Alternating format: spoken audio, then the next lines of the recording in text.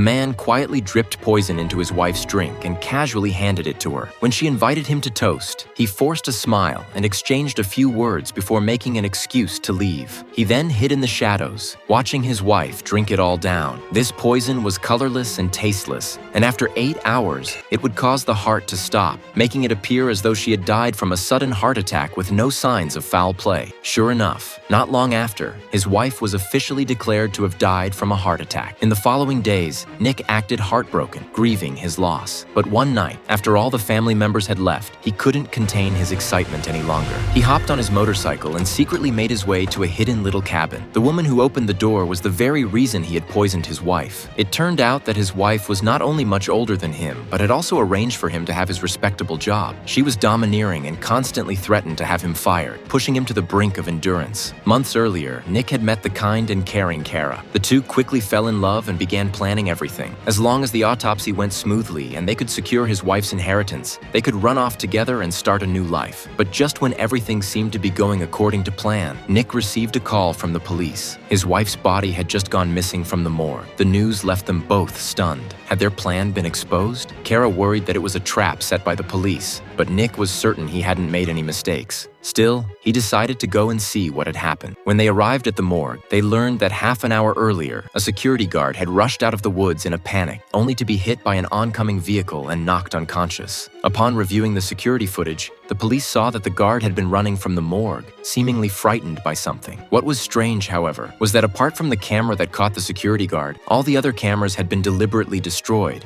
leaving the police with no further clues. They then discovered that one body was missing from the morgue, the body of Nick's wife. Upon hearing this news, Nick actually felt a sense of relief because it meant his secret hadn't been exposed yet. The medical examiner then asked if Nick's wife had any pre-existing medical conditions. Nick denied it, before subtly probing to see if the examiner had concluded that his wife died from a heart attack. When the examiner agreed that it was very likely, Nick felt a little more relaxed.